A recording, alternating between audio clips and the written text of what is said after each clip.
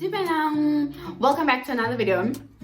Another sit down video. If you are a returning subscriber, you know I really appreciate you. And if you are new to the channel, then welcome. I hope you don't mind. It is just after 11 o'clock. It is Sunday. I'm just having breakfast because I haven't eaten breakfast yet. It is just a bowl of plain yogurt, mango, kiwi, and blueberries. Yo, karata. A bowl of fruits with yogurt. It is my go-to breakfast or a smoothie. As you guys can see by the title of the video, we are talking about what EPIK doesn't tell you until arrive in South Korea. I've come up with a little list, so I'm going to be looking down. Let's get into this video. So if you are interested in teaching English abroad, the EPIK program, and there are some things that EPIK hasn't told you. So let's say you've already applied, you're gonna soon find out there's some things you're not gonna know about until you are in Korea. Then this video is for you. Please do give it a thumbs up and subscribe down below if you haven't already subscribed. Here's to the good days, here's to the sorrows. If this is a mistake, I know about tomorrow. So now it's official. You will be coming to Korea. They give you an offer. So they tell you what province you will be teaching and living in, your province. But they do not tell you what city you'll be teaching in or living in. That you find out at orientation. So when you sign your contract, on that contract is also where you'll find out which city you've been placed. So that's the first thing.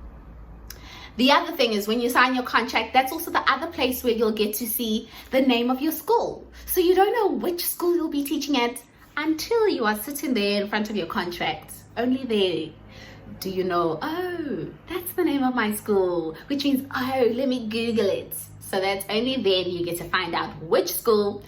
And while we're on that topic of which school, that's where you find out, okay, I'll be teaching at elementary, middle school, high school. So that's another thing you do not know until you are here.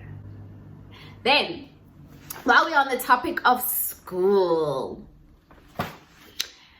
you know, you're thinking, yeah, you're going to come here, you're going to be teaching students, whether it's elementary, high school, middle school. This is not mandatory, but in my case, and there was another teacher that I met, the teaching has developed to not just only working with the students, but also with the teachers at my school. So I now have English English conversation sessions with the teachers at my middle school. And there was one person that I met when I was shopping at Lot the other day. And she told me that she has English conversation classes or English lessons with the parents of her school. So I guess it's not something that EPIK needs to tell you on the specific one, but that's why I say it's important to come here with an open mind. Open mind, open hearts, because, you know, you could do a little bit more. You know, if you love your students, you love your school, you love your community, and you want to give back, that's one of the ways you can give back. It's not something mandatory or in your contract that you have to do, but yeah, that's one of the things that I am doing. It's the teachers' conversation sessions, which I enjoy because it's not just them getting an opportunity to, you know, speak English or to, you know, learn a thing or two, to actually practice what they've learned in school now with an actual foreign or English speaker, which is great for them. But for me, what's nice is that I also get to build a relationship with them. I get to know them. I also get to ask questions that, like, if I want to know something about Korea, I ask that question in my conversation classes. I mean, why not? So I learn about Korea with them, from them. And if I want to know where should one go as a foreigner, what are the must-see places, that's who I ask. So it's a win-win for both parties. Then, fourth on my list, I just told you guys that at my middle school. So I teach at 2 schools. So that's another thing. EPIK doesn't tell you how many schools you'll be teaching at until you are at orientation signing your contract. It will be in there. You'll see that there's an additional allowance for working at a second school. So then you know, I'm working at 2 schools or 3 schools or however many it is.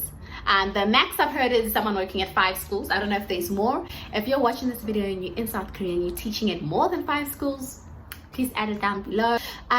So guys, I've just told you now that they don't tell you how many schools you'll be teaching at. You find out at orientation when you're signing your contract. Not for everybody. Not everyone. And I say that because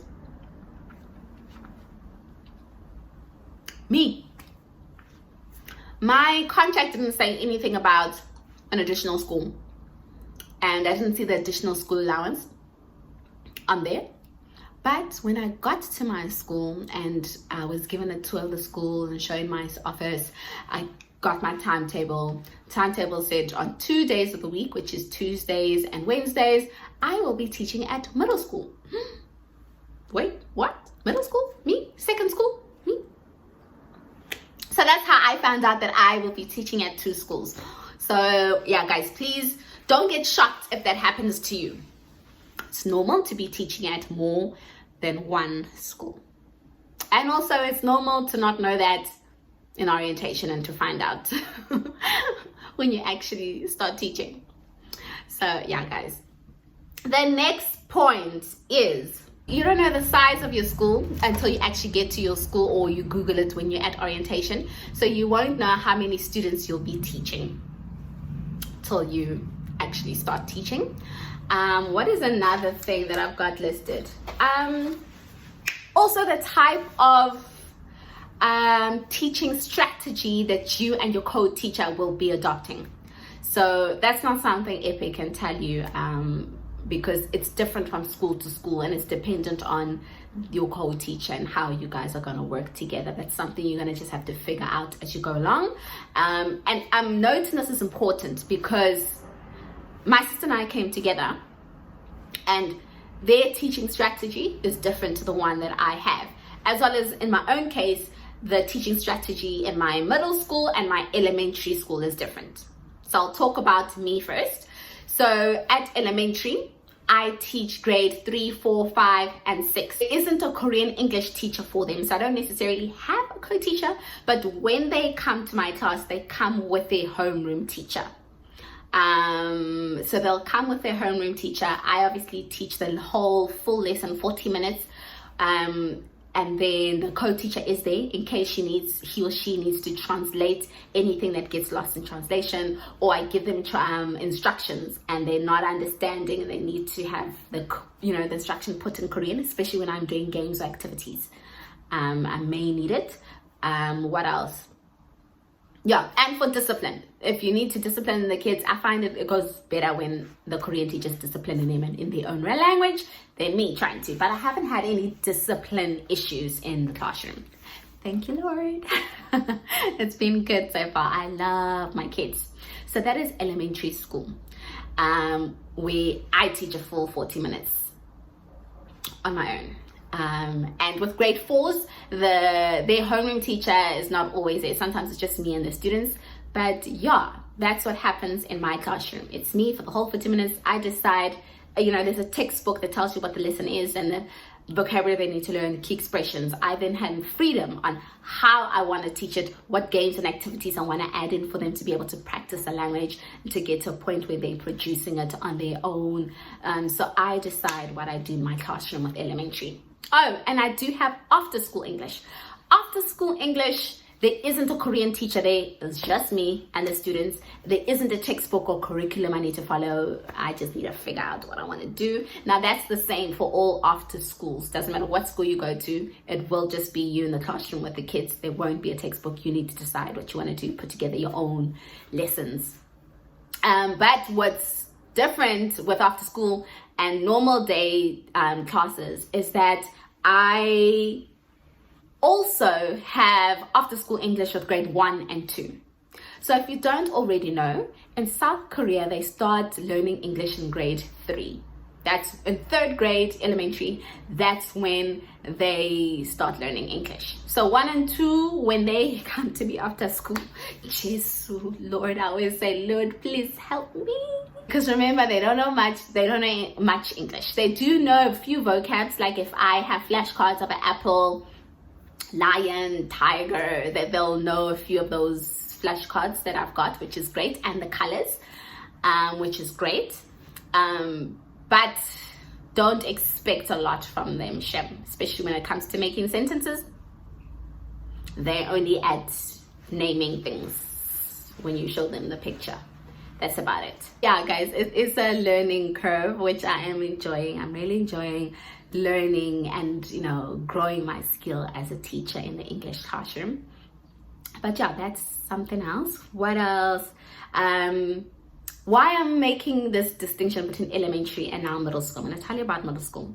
With middle school, they do have an English Korean teacher. So they have an English teacher already. So when they come to my class, so with middle school, their classes are 45 minutes. So when they come to me, it's just me and the middle school students. I teach 1st grade and 2nd grade middle school on Tuesday and Wednesday. And with those students, it's mainly a conversation class. So conversation class or speaking class. So the main focus of having me there is get to a point where the students are speaking English.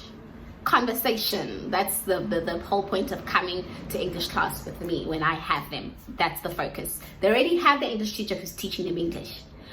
But now they need to start using what they've learned in the classroom and actually get to a point where they're comfortable and they're speaking more. So my job is to get them speaking, which I'm finding a little bit difficult. I am struggling with that one, if I'm being honest. 2nd grade, I'm okay with. They're good. But 1st grade, their English, is what I'm picking up is the level of English is a little bit at my grade 6 elementary or even grade 5 elementary level. So there's not much I can do with having conversation with them or speaking. Sometimes I need to refresh on some vocabulary first and then sort of teach them how we make sentences. But I'm still trying to figure that out. So let me not say I've got it figured out there. We're still learning. Now, in contrast to me and how things are done in my elementary and middle school, I'm now going to give you an example of my sister. So with my sister, so she doesn't teach a whole 40 minutes class like I do. So the Korean English teacher, they will teach 20 minutes of the class. So they will teach English for the first 20 minutes. And then Jessica comes in the last 20 minutes, where her task then is to create games and activities that will get them to start working with or applying what they've learned in the first 20 minutes of the class. So that's what happens with her. So you see very different teaching strategies. But yeah, that's another thing they're not going to tell you, but you'll need to figure out when you get here and see how it works. So guys, those are the things that EPIK does not tell you. And some of them you don't even know even when you get to orientation. But yeah, I really hope that you guys found this video helpful. If you are planning to come, I am going to carry on eating breakfast. Gotta get to the Let it go, and that's why